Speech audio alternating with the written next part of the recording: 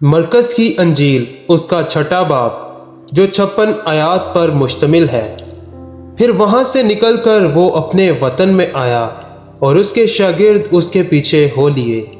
جب سبت کا دن آیا تو وہ عبادت خانے میں تعلیم دینے لگا، اور بہت لوگ سن کر حیران ہوئے اور کہنے لگے کہ یہ باتیں اس میں کہاں سے آ گئیں، اور یہ کیا حکمت ہے جو اسے بخشی گئی، اور کیسے معجزے اس کے ہاتھ سے ظاہر ہوتے ہیں۔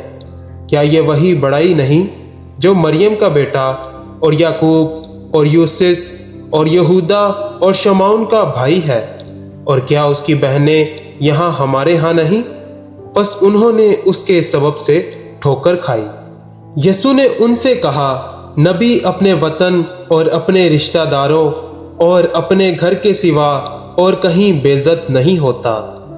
اور وہ کوئی معجزہ وہاں نہ دکھا سکا، صرف تھوڑے سے بیماروں پر ہاتھ رکھ کر انہیں اچھا کر دیا، اور اس نے ان کی بے اعتقادی پر تعجب کیا۔ اور وہ چاروں طرف کے گاؤں میں تعلیم دیتا پھرا، اور اس نے ان 12 کو اپنے پاس بلا کر 2 کر کے بھیجنا شروع کیا، اور ان کو ناپاک روحوں پر اختیار بخشا، اور حکم دیا کہ راستہ کے لیے لاٹھی کے سوا کچھ نہ لو، نہ روٹی، نہ جھولی، نہ اپنے کمر بند میں پیسے، مگر جوتیاں پہنو، اور 2 کرتے نہ پہنو۔ اور اس نے ان سے کہا، جہاں تم کسی گھر میں داخل ہو تو اسی میں رہو جب تک وہاں سے روانہ نہ ہو، اور جس جگہ کے لوگ تم کو قبول نہ کریں اور تمہاری نہ سنیں، وہاں سے چلتے وقت اپنے تلووں کی گرد جاڑ دو تاکہ ان پر گواہی ہو۔ اور انہوں نے روانہ ہو کر منادی کی کہ توبہ کرو، اور بہت سی بدروحوں کو نکالا، اور بہت سے بیماروں کو تیل مل کر اچھا کیا۔ اور ہیرودیس بادشاہ نے اس کا ذکر سنا، کیونکہ اس کا نام مشہور ہو گیا تھا، اور اس نے کہا کہ یوحنا بپتسمہ دینے والا مردوں میں سے جی اٹھا ہے، کیونکہ اس سے معجزے ظاہر ہوتے ہیں۔ مگر بعض کہتے تھے کہ ایلیا ہے، اور بعض یہ کہ نبیوں میں سے کسی کی مانند ایک نبی ہے۔ مگر ہیرودیس نے سن کر کہا کہ یوحنا جس کا سر میں نے کٹوایا وہی جی اٹھا ہے، کیونکہ ہیرودیس نے آپ آدمی بھیج کر یوحنا کو پکڑوایا، اور اپنے بھائی فلپس کی بیوی ہیرودیاس کے سبب سے اسے قید خانہ میں باندھ رکھا تھا، کیونکہ ہیرودیس نے اس سے بیاہ کر لیا تھا۔ اور یوحنا نے اس سے کہا تھا کہ اپنے بھائی کی بیوی کو رکھنا تجھے روا نہیں۔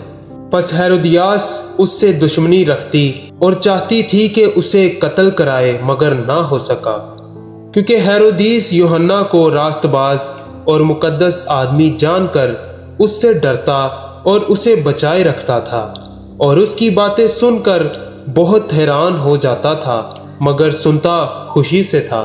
اور موقع کے دن جب ہیرودیس نے اپنی سالگرہ میں اپنے امیروں اور فوجی سرداروں اور گلیل کے رئیسوں کی ضیافت کی، اور اسی ہیرودیاس کی بیٹی اندر آئی اور ناچ کر ہیرودیس اور اس کے مہمانوں کو خوش کیا، تو بادشاہ نے اس لڑکی سے کہا، جو چاہے مجھ سے مانگ، میں تجھے دوں گا۔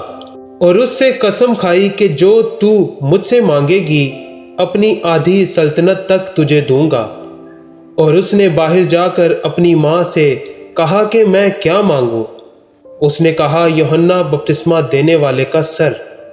وہ فی الفور بادشاہ کے پاس جلدی سے اندر آئی اور اس سے عرض کی کہ میں چاہتی ہوں کہ تو یوحنا بپتسمہ دینے والے کا سر ایک تھال میں ابھی مجھے منگوا دے۔ بادشاہ بہت غمگین ہوا، مگر اپنی قسموں اور مہمانوں کے سبب سے اس سے انکار کرنا نہ چاہا۔ پس بادشاہ نے فی الفور ایک سپاہی کو حکم دے کر بھیجا کہ اس کا سر لائے۔ اس نے جا کر قید خانہ میں اس کا سر کاٹا اور ایک تھال میں لا کر لڑکی کو دیا، اور لڑکی نے اپنی ماں کو دیا۔ پھر اس کے شاگرد سن کر آئے اور اس کی لاش اٹھا کر قبر میں رکھی، اور رسول یسوع کے پاس جمع ہوئے، اور جو کچھ انہوں نے کیا اور سکھایا تھا سب اس سے بیان کیا۔ उसने उनसे कहा, तुम आप अलग वीरान जगह में चले आओ और जरा आराम करो, इसलिए कि बहुत लोग आते जाते थे और उनको खाना खाने की भी फुर्सत ना मिलती थी। बस वो कश्ती में बैठकर अलग एक वीरान जगह में चले गए और लोगों ने उनको जाते देखा और बुथेरों ने पहचान लिया और सब शहरों से इकट्ठे होकर पैदल उधर दौड़े और उनसे पहले जा पहुंचे। और उसने उतरकर बड़ी भीड़ देखी और उसे उन पर तरस आया, क्योंकि वो उन भेड़ों की मानित थे जिनका चरवाहा ना हो, और वो उनको बहुत सी बातों की तालीम देने लगा। जब दिन बहुत ढल गया तो उसके शागिर्द उसके पास आकर कहने लगे, ये जगह वीरान है और दिन बहुत ढल गया है, इनको रुखसत कर ताकि चारों तरफ की बस्तियों और गांव में जाकर अपने लिए कुछ खाने को मोल ले। उसने उनसे जवाब में कहा, तुम ही इन्हें खाने को दो। उन्होंने उससे कहा, क्या हम जाकर 200 दिनार की रोटियां मोल लाएं और इनको खिलाएं? उसने उनसे कहा, तुम्हारे पास कितनी रोटियां हैं? जाओ देखो। उन्होंने दरियाफ्त करके कहा, 5 और 2 मछलियां। उसने उनको हुक्म दिया कि सब हरी घास पर दस्ता दस्ता होकर बैठ जाएं। बस वो 100 और 50 की कतारें बांध कर बैठ गए। फिर उसने वो 5 रोटियां और 2 मछलियां लीं और आसमान की तरफ देखकर बरकत दी और रोटियां तोड़कर शागिर्दों को देता गया कि उनके आगे रखें, और वो 2 मछलियां भी उन सब में बांट दी। बस वो सब खाकर सैर हो गए और उन्होंने टुकड़ों और मछलियों से 12 टोकरियां भरकर उठाई और खाने वाले 5000 मर्द थे। और फिर उसने अपने शागिर्दों को मजबूर किया कि कश्ती पर बैठकर उससे पहले उस पार बैतसिदा को चले जाएं, जब तक वो लोगों को रुखसत करे, और उनको रुखसत करके पहाड़ पर दुआ करने चला गया। और जब शाम हुई तो कश्ती झील के बीच में थी और वो अकेला खुशकी पर था।